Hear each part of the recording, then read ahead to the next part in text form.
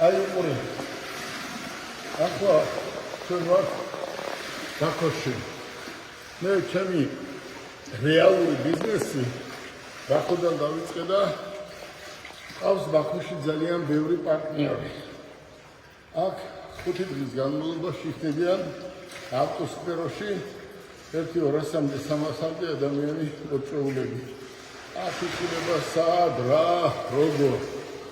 და წარმოიდგინეთ დღეს შეხვედრაზე სოფლიო რუკა იყო, სოფლიო რუკა და აი ამ სოფლიო რუკაზე წარმოიდგინე ხელი დაადო ერთმა არაბმა და თქვა რომ კიო ბაქო არისო ეს ზესახელმწიფო დუბაიცო ჩინეთიცო გერმანიაცო ამერიკაცო თურქეთიცო მაგრამ ესე მითხრა პირდაპირ რომ გელა თქვენ რო ქვეყანა გაქვთ და თქვენ რო ხართ ხალხი ესეთი მეორე დედამიწის გულზე არ არსებობს. აი წარმოიდგინე ის რისი გაკეთებას მინდოდა მთელი ჩემი ცხოვრება, რისი გაკეთება მინდოდა აი ამ ჩემი წლების განმავლობაში მინდოდა უამრავი ადამიანი და მესაქმებია საქართველოში იყო ჩემი ოცნება. არასდროს პოლიტიკაზე არც მიფიქრე. ჩემი ფიქრი და ოცნება იყო ადამიანების დასაქმება. და გული ერთ რამეზე მწყდება. ყველა ქვეყანაში ხო შეიძლება რომ მიღებული იყო და ყველა ქვეყანაში მიღებული ვარ. და ამ 300 ადამიანში დღეს მე ქართველი ნომერ პირველი ვარ, ამას ყველა ხედავს. მე მიყავს აქ პარადი. როგორც მინდა ისე მატრიალი ყველას და ყველაფერს.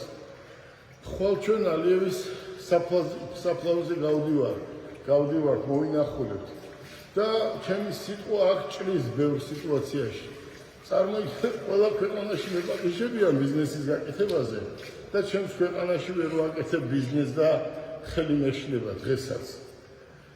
გული მწყდება უბრალოდ ამაზე. აზერბაიჯანში ისა რატომ უნდა დამეკარგა ეს 6 წელი, ხო? და 2 მივამატოთ 6-7 წელია არ ყოფილი ვარ აზერბაიჯანში და ბაქოში და დღეს ბაქო არის მართლა ზესახელმწიფო. აი სასწაულია რომ ვფიქრობ რომ ახლა ვიღაცა იტყვის იცი რა ბაქოში არის ნევთი. იცი ჩვენთან რა არის? ჩვენთან ნევთიც არის. წყალიც არის და ჭუაც არის, მაგრამ ამ ერთმანეთის დაპირისპირებამ ყოველთვის ჩვენ დავგზირა, იმ დონეზე დავგზირა, რომ თუ ესე გავაგრძელებთ, ვერასდროს წინ ვერ წავიწევით. მე მინდა გითხრათ, რომ ვერასდროს წინ ვერ წავიწევით.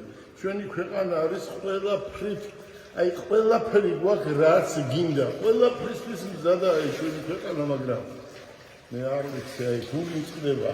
ამას მე რატომ უნდა მეუნებოდნენ და საქართველოში გელა ბარკალაიას დღეს შემოყვანილი ახლა წელიწადია ავტომობილები და ეს გაამბაჟებიეს და ნომერს დღესაც არ აძლევენ და ეს ახლა აქ თქვა ხო სიცხვილია.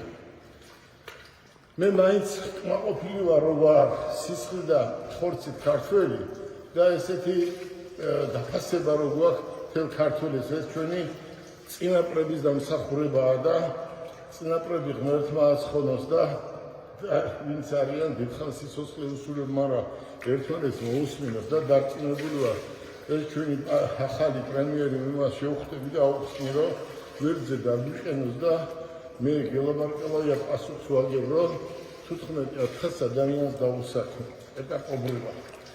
გისურვებთ წარმატებებს ბაქოდან. ხვალ მივიდივართ ალიევის საფლავზე პატივი მინდა ვცეთ და მაგასაც უკვე განახებთ როგორ იქნება რა და გისურვებთ წარმატებას.